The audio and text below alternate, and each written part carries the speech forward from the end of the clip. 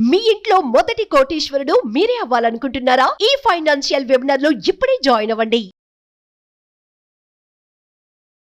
హావియర్స్ India's largest digital media network Suman టీవీకి స్వాగతం. ప్రస్తుతం మనతో ఉన్నారు chartered wealth manager Rama Rajesh గారు. నమస్తే రమా. నమస్తే రాధా. సో రమా, లాస్ట్ వీడియోలో ఎగ్జిట్ ప్లానింగ్ గురించి చాలా చక్కగా చెప్పాం. అయితే ఏంటంటే ఇప్పుడు మనకి డబ్బులు ఎక్కువ వచ్చింది అంటే గవర్నమెంట్ ఆటోమేటిక్గా ట్యాక్స్ అనేది విధిస్తుంది. సో మనకేమన్నా ట్యాక్స్ కూడా తక్కువగా కట్టుకునే అవకాశం ఏమన్నా ఉంటుందా? ఎందుకంటే ఎంత అమౌంట్ ఇప్పుడు 60 lakhs వచ్చిందంటే ఎంత హ్యాపీగా ఫీల్ అవుతామో ఖచ్చితంగా ట్యాక్స్ పే చేయాలి. ఆ ట్యాక్సే 12.5% ఏమో పోతుంది. సో అప్పుడు తక్కువ వచ్చిందన్న బాధ ఉంటుంది. ఆ ట్యాక్స్ భారం ఏమన్నా తగ్గే అవకాశం ఉంటుందా? అది ఎలా ఉంటుంది?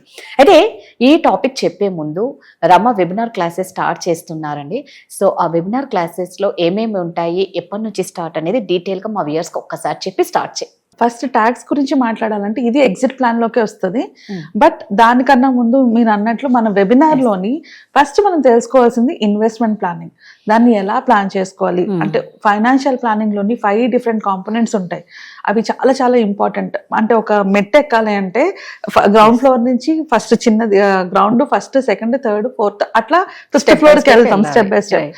కానీ ఫైనాన్స్కి వచ్చేటప్పటికి అయితే అందరూ డైరెక్ట్ గా ఇన్వెస్ట్మెంట్స్కి వెళ్ళిపోతారు, లేదా అందరూ డైరెక్ట్ గా వాళ్ళు చెప్పని వీళ్ళు చెప్పని ఇన్వెస్ట్ చేస్తూ ఉంటారు. కానీ ఎందుకు చేస్తున్నాము, దేనికోసం చేస్తున్నాము, అది తీసుకునేటప్పుడు ఎలా ప్లాన్ చేసుకోవాలి, ఈ క్లారిటీ ఉండదు. సో అందుకనే మన వెబినార్ లో మనం ఫస్ట్ నేర్పించేది ఏంటంటే గోల్ బేస్డ్ ఫైనాన్షియల్ ప్లానింగ్. అంటే మన లైఫ్ లో వచ్చే గోల్స్ ఏంటి, వాటికి ఎట్లాంటి ఫైనాన్షియల్ ప్లానింగ్ చేసుకోవాలి, ఈ కాన్సెప్ట్ నుంచి మనం నేర్పిస్తాం అనమాట. అండ్ దానికన్నా ముందు ఫైనాన్షియల్ ప్లానింగ్ లోని గోల్ బేస్డ్ ఫైనాన్షియల్ ప్లానింగ్ చేసుకోక ముందు కొన్ని ఇంపార్టెంట్ కాన్సెప్ట్స్ ఉంటాయి. అంటే ఎమర్జెన్సీ ఫండ్ ఎలా క్రియేట్ చేసుకోవాలి, ఇన్సూరెన్స్ ని ఎలా సెలెక్ట్ చేసుకోవాలి. సో ఇక్కడ నుంచి ఫైనాన్షియల్ ప్లానింగ్, ఇన్వెస్ట్మెంట్ ప్లానింగ్ లో ఏ గోల్ కి ఎలాంటి ఫండ్స్ ని పెట్టుకోవాలి, ఎలాంటి మ్యూచువల్ ఫండ్స్ ని సెలెక్ట్ చేసుకోవాలి ఇన్ డెప్త్ గా. అంటే ఈ వెబినార్ కనుక ఎవరైనా అటెండ్ అయితే వాళ్ళ ఫైనాన్షియల్ ప్లానింగ్ వాళ్ళు చేసుకోగలరు. సో అంత డీటెయిల్డ్ గా మన వెబినార్ లో క్లియర్ గా చెప్తాము. దీని పర్పస్ ఏంటి, అసలు ఎందుకు ఎవరైనా జాయిన్ అవ్వాలి అంటే, ఎక్కడైనా ఈ ప్రాసెస్ లో ఎక్కడైనా నేను ఒకేసారి జంప్ చేసి 2nd floor కి 3rd floor కి వెళ్ళిపోతానంటే ఏమవుతుంది, కింద పడి కాళ్ళు ఇరిగి చేతులు ఇరిగి జరుగుతాయి కదా. ఈ ప్రాసెస్ ఇలా ఫాలో అవ్వలేనప్పుడు ఖచ్చితంగా మనం మనీ కూడా అట్లానే అవుతుంది. మనం దేనికోసం అయితే దాచుకుంటున్నాం దానికోసం కాకుండా ఇంకా దేనికోసం ఖర్చు పెట్టాల్సి వస్తుంది. అండ్ సమ్ టైమ్స్ మనకు కావాలనుకున్న అమౌంట్ కూడా రాదు, అప్పుల పాలు అవుతాము. అండ్ లైఫ్ అంతా ఈజీగా ఉండదు. ఇప్పుడు ఇన్కమ్ వస్తున్నంత వరకు బాగానే ఉంటది, బట్ ఒక స్టేజ్ తర్వాత మనకు ఆ ఇన్కమ్ ఆగిపోతుంది. అప్పుడు మనం దాచుకున్న డబ్బులే మనకు కాపాడుతాయి. సో వీటన్నిటికీ ప్లానింగ్ కరెక్ట్గా లేకపోతే ఎలాంటి ప్రాబ్లం అయినా ఫేస్ చేసుకోవడానికి రెడీగా ఉండం. కాబట్టి ఈ సెషన్స్ అందరికీ ఇంపార్టెంటే. సో ఎంతో మంది క్లయింట్స్ని చూసి వాళ్ళు చేసిన మిస్టేక్స్, నేను ఎప్పుడు చెప్తుంటాను, మిస్టేక్ చేసాకే అడ్వైజర్ దగ్గరకు వస్తారు, మిస్టేక్ చేయకముందు రారు. సో చూసినప్పుడు నాకు అనిపించింది ఏంటి అంటే, నా వంతు ఒక చిన్న అవేర్నెస్ ఎవరికైనా నేను ఇచ్చి ఇలాంటివి నేర్పించినప్పుడు వాళ్ళ లైఫ్లో వాళ్ళు ఇలాంటి 1-2 చిన్న చిన్న మిస్టేక్స్ని మిస్ చేసుకున్నా కూడా they will save lot of money. అసలు లక్షల్లో దాచుకోగలరు. సో చాలాసార్లు ఒక రాంగ్ ఇన్సూరెన్స్ ప్రోడక్ట్ వల్ల లక్షలు కట్టిన వాళ్ళు ఉన్నారు, ఒక రాంగ్ ఇన్వెస్ట్మెంట్ ప్రోడక్ట్ వల్ల లక్షలు నష్టపోయిన వాళ్ళు ఉన్నారు. సో ఇవన్నీ వాళ్ళు సేవ్ చేసుకోగలరు కదా అని వెరీ బేసిక్ పేమెంట్ అమౌంట్ కూడా మనం ఎక్కువ ఛార్జ్ చేయట్లేదు, చాలా తక్కువ అమౌంట్తోనే అవేర్నెస్ క్రియేట్ చేయడానికి ఈ వెబినార్ని కండక్ట్ చేస్తున్నాము. వెబినార్లో ఇన్ డీటెయిల్గా ఇన్ డెప్త్గా అన్నీ నేర్పిస్తాము. సో ఇంట్రెస్ట్ ఉన్న వాళ్ళు ప్రతి ఒక్కరు కూడా ఈ వీకెండ్, అది 12th నుంచి 14th వరకు జరుగుతుంది, సాటర్డే టు మండే ఈవినింగ్ టైంలో ఉంటుంది 7 to 9. కంపల్సరీగా రిజిస్టర్ చేసుకొని జాయిన్ అవ్వండి. ఇది ప్రతి ఒక్కరికి అవసరం. ఎందుకంటే ఏ కాలేజ్లోని, స్కూల్లోని, ఆఫీస్లోని ఎక్కడ కూడా, ఈవెన్ మన ఇంట్లో కూడా మనకు నేర్పించే మనకి తెలియదు కాబట్టే మనం మిస్టేక్స్ చేస్తున్నాం. తెలిసి ఎవరు తప్పులు చేయాలి. సో అది తెలుసుకోవడం ఎలాగా, ఒకవేళ మీరు ఎవరైనా అడ్వైజర్ దగ్గరికి వెళ్ళాం, మీ ఫ్రెండ్స్ చెప్పినా కూడా వాళ్ళు చెప్తుంది కరెక్టా కదా అని మీకు తెలియాలి కదా. అలా తెలియాలనే ఈ నాలెడ్జ్ అంతే చాలా ఇంపార్టెంట్. సో ఖచ్చితంగా రిజిస్టర్ అవ్వండి, రిజిస్టర్ అయ్యి వెబినార్లో జాయిన్ అవ్వండి. నేను అక్కడ ఇంకా డీటెయిల్డ్గా ఇన్డెప్త్గా మీకు క్లియర్గా అన్ని ఎక్స్ప్లెయిన్ చేస్తాను. కమింగ్ టు ద టాపిక్, ఇప్పుడు మన టాపిక్ వచ్చేటప్పటికి ఎగ్జిట్ ప్లాన్లోని ఇంపార్టెంట్ ప్లాన్ ఏంటి అంటే ట్యాక్స్ ప్లానింగ్. సో మనం ట్యాక్స్ ప్లానింగ్ కూడా ప్రాపర్గా ఇన్వెస్ట్మెంట్ స్టార్ట్ చేసిన దగ్గర నుంచి చేసుకోగలిగితే మనము అంటే మీరు అన్నట్లు ఒకేసారి 60 లక్షలు 50 లక్షలు ప్రాఫిట్లు తీసుకోవాల్సి వచ్చినప్పుడు అంతంత ట్యాక్స్ కట్టకుండా మనం సేవ్ చేసుకోవచ్చు. ఈ ప్రాసెస్ నే ట్యాక్స్ హార్వెస్టింగ్ అంటారనమాట. సో ట్యాక్స్ హార్వెస్టింగ్ అంటే ఏంటి, ప్రతి సంవత్సరం కూడా మనకు వచ్చిన ప్రాఫిట్స్ లోని గవర్నమెంట్ ఒక రూల్ ఇచ్చింది, అంటే మనకు వచ్చిన ప్రాఫిట్ లోని 1.25 lakhs వరకు కూడా మనం ట్యాక్స్ బెనిఫిట్ పొందొచ్చు. సో ట్యాక్స్ హార్వెస్టింగ్ లో ఏం చేస్తామంటే ప్రతి సంవత్సరం కూడా వచ్చిన ప్రాఫిట్ లోంచి ఒకవేళ 5 లక్షలు నేను ఇన్వెస్ట్ చేశాను, అది ఇప్పుడు 6.5 లక్షలు అయింది, 6,25,000 అయింది అనుకో, ఆ 1.25 lakhs నేను బుక్ చేసుకుంటాను అనమాట. బుక్ చేసుకుంటే నాకు అది మొత్తం అంటే అక్కడ ట్యాక్స్ పడదు కదా ఇంక సంవత్సరం. సో నెక్స్ట్ ఇయర్ కి 6.25 నాకు నా ఇనిషియల్ ఇన్వెస్ట్మెంట్ అయిపోతుంది. ఇలా ప్లాన్ చేసుకోవచ్చు, బట్ ఇది ఒక ప్రాపర్ పద్ధతిలో చేయాలి. ఇంకా క్లియర్ గా దాని గురించి చెప్పే ముందు అసలు ఇది ఎలా వచ్చింది అంటే చిన్న బ్యాక్గ్రౌండ్ తెలుసుకుందాము. సో 2004-2005 ఆ పీరియడ్ లో అంటే అప్పటి మన ఫైనాన్షియల్ మినిస్టర్ ఎవరైతే ఉన్నారో ఆయన ఒక అంటే జనాల్లోని ఇన్వెస్ట్మెంట్ మీద అవగాహన పెంచడానికి, లాంగ్ టర్మ్ ఇన్వెస్ట్మెంట్ అన్న ఒక హ్యాబిట్ ని క్రియేట్ చేయడానికి, మ్యూచువల్ ఫండ్స్ లోని స్టార్ట్ చేయడానికి ఒక మంచి రూల్ తో వచ్చారనమాట. అంటే మీరు ఏదైనా లాంగ్ టర్మ్ ఇన్వెస్ట్ చేస్తే దాని మీద 0 ట్యాక్స్ అని. సో అంతవరకు కూడా మ్యూచువల్ ఫండ్స్ ఉన్నా కూడా పెద్దగా జనాలు దాని మీద ఎక్కువ ఇంట్రెస్ట్ చూపించలేదు. ఇప్పట్లా సోషల్ మీడియా అప్పుడు లేదు కదా. సో అందుకని మీరు ఏదైనా లాంగ్ టర్మ్ కోసం ఇన్వెస్ట్ చేస్తే దాని మీద అసలు ట్యాక్స్ పే చేయక్కర్లేదు అన్న పాయింట్ లో నుంచి చాలా మంది ఆ లాంగ్ టర్మ్ ఇన్వెస్ట్మెంట్స్ అంటే ఏంటి అని సర్చ్ చేయడం మొదలుపెట్టి అట్లా ఇన్వెస్ట్మెంట్ స్టార్ట్ చేసి ఇటు రియల్ ఎస్టేట్ అయినా అటు మ్యూచువల్ ఫండ్స్ అయినా ఇవన్నీ కూడా అలా ఇన్వెస్ట్ చేసుకున్న ప్రోడక్ట్సే అనమాట. ఇది ఎంతవరకు బాగానే ఉంది అంటే 2018 వరకు ఎవరైతే ఇన్వెస్ట్ చేశారో వాళ్ళ ప్రాఫిట్స్ పొందుతూనే ఉన్నారు.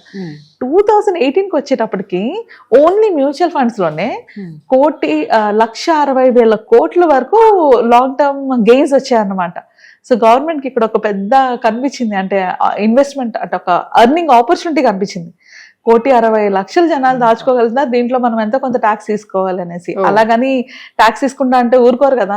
అందుకని ఒక ఊరట అనమాట. ఆ ఊరట ఏంటి, 1,00,000 రూపాయలు అంటే 2018 లోని ₹1,00,000 వరకు మీకు వచ్చిన ప్రాఫిట్ మీద ఏం ట్యాక్స్ పే చేయక్కర్లేదు. 1,00,000 పైన మీకు ఏమైనా ప్రాఫిట్ వస్తే దాని మీద 10% ట్యాక్స్ పే చేయాలి అని చెప్పేసి ఒక రూల్ తీసుకొచ్చారు. సో ఆబ్వియస్లీ జనాలు అంటే మొత్తంగా ట్యాక్స్ కట్టాలంటే ఊరుకోరు కాబట్టి ఒక 1 lakh వరకు బెనిఫిట్ ఇచ్చారు. దీంట్లోంచి చాలా మంది తెలుసుకున్న ఒక కనిపెట్టిన కాన్సెప్ట్, ఇప్పుడు ప్రాఫిట్స్ వస్తున్నాయి, నేను టాక్సెస్ కూడా అంత కట్టకుండా నేను ఏం చేయొచ్చు అంటే అందులో ఉన్న చిన్న లూప్ హోల్ ఏంటి, అప్ టు 1 lakh వరకు మనకు వచ్చిన ప్రాఫిట్ ని మనం ట్యాక్స్ పే చేయక్కర్లేదు కదా. సో వీళ్ళు ఏం చేయడం మొదలు పెట్టారంటే ట్యాక్స్ ని మనము ఆ 1 lakh వరకు ప్రాఫిట్ ని బుక్ చేసేసుకుంటే ఆ సంవత్సరం ₹1,00,000 ట్యాక్స్ కట్టాము. ఆ ₹1,00,000 10% అంటే 10,000 రూపీస్ ట్యాక్స్ కట్టాం. అంటే 10,000 మనం సేవ్ చేసుకుంటున్నాం. మన ట్యాక్స్ మొత్తం అమౌంట్ కట్టడం 10,000 సేవ్ చేసుకుంటున్నాం. అట్లా మనం సేవ్ చేసుకోవచ్చు. ఇప్పుడు ఈ ఫైనాన్షియల్ ఇయర్ లోని రూల్ ఏంటి అంటే 1,25,000 వరకు బెనిఫిట్ ఉంది, ట్యాక్స్ బెనిఫిట్. దాని మీద 12.5% వరకు ఇప్పుడు ట్యాక్స్, కరెంట్ ట్యాక్స్ అంతా 12.5, 10% కాదు 12.5%. సో 1,25,000 వరకు 12.5% అంటే 15,000 పర్ యానం మనం ట్యాక్స్ సేవ్ చేసుకోవచ్చు. సో ఎవరైతే ఇన్వెస్ట్మెంట్స్ చేస్తుంటారో వాళ్ళు ఎలా ప్లాన్ చేసుకోవచ్చు అంటే ఈ ఇయర్ నేను ఇన్వెస్ట్ చేశాను, ఈ ఇయర్ లో నాకు ఒక ప్రాఫిట్స్ వచ్చాయి అనుకో, 1,00,000, 2 లక్షలు రావచ్చు, 3 లక్షలు రావచ్చు. ఆ ప్రాఫిట్ లో నేను 1,25,000 బుక్ చేసేసుకుంటాను. బుక్ చేయడం అంటే ఏంటి, మనకి 2 types ఆఫ్ ప్రాఫిట్ ఉంటాయి. ఒకటి రియలైజ్డ్ ప్రాఫిట్, ఇంకోటి అన్రియలైజ్డ్ ప్రాఫిట్. రియలైజ్డ్ ప్రాఫిట్ అంటే ఏంటి అంటే నేను నా అకౌంట్ లో చూపిస్తుంది నేను ఇన్వెస్ట్ చేసిన మ్యూచువల్ ఫండ్ 2 లక్షలు, దాన్ని ఇప్పుడు వాల్యూ 3 లక్షలు అనేసి. ఇప్పుడు నేను ఆ అమౌంట్ ని అంటే ఆ యూనిట్స్ ని అమ్మేశాను అనుకో, అప్పుడు అది రియలైజ్డ్ ప్రాఫిట్. అంటే నేను తీసేసుకున్నట్టు ఆ ప్రాఫిట్, అది నా అకౌంట్ లో ఉన్నంత వరకు అది నేను తీసుకోలేదు, నేను బుక్ చేయలేదు. సో అది అన్రియలైజ్డ్ ప్రాఫిట్. సో మనం ఇప్పుడు ఏం చేయొచ్చు అంటే మనం ఇట్లా ఈ ఎగ్జిట్ ప్లాన్ లో ట్యాక్స్ సేవింగ్ వచ్చినప్పుడు ఏం చేసుకోవచ్చు అంటే మనం ఒక 1.5 year అంటే 1 year లో మళ్ళీ ఎగ్జిట్ లోడ్ పడుతుంది మనకి. ఒక 1.5 year మోర్ దాన్ 1.5 year ఉన్నప్పుడు మ్యూచువల్ ఫండ్ లోని ఒకవేళ అది ప్రాఫిట్స్ ఇస్తూ ఉంటే, ఆ పర్టికులర్ ఫండ్ ప్రాఫిట్స్ ఇస్తుంటే దాన్ని మనం ఏం చేస్తాం అంటే ఎగ్జిట్ అయ్యి మళ్ళీ కొనేస్తాం. అంటే నేను ఆ ప్రాఫిట్ ని బుక్ చేసుకొని నేను మళ్ళీ రీఇన్వెస్ట్ చేసిస్తాను. అప్పుడు నాకు ఇక్కడ ఏం జరిగింది, నాకు వచ్చిన లాభం నా ఇన్వెస్ట్మెంట్ అయిపోయింది. ఎందుకంటే ఈ ఇయర్లో ఈ పర్టికులర్ ట్యాక్స్ ఇయర్లోని నా 1,25,000 వరకు బెనిఫిట్ ఉంది. అది నేను వాడేసుకున్నానంటే నేను మొత్తంగా తీసేసి నేను ఖర్చు పెట్టేసుకోలేదు, అది తీసి మళ్ళీ రీఇన్వెస్ట్ చేసేసాను. కాబట్టి నేను నా ప్రాఫిట్ ని బుక్ చేసుకున్నాను అంతే.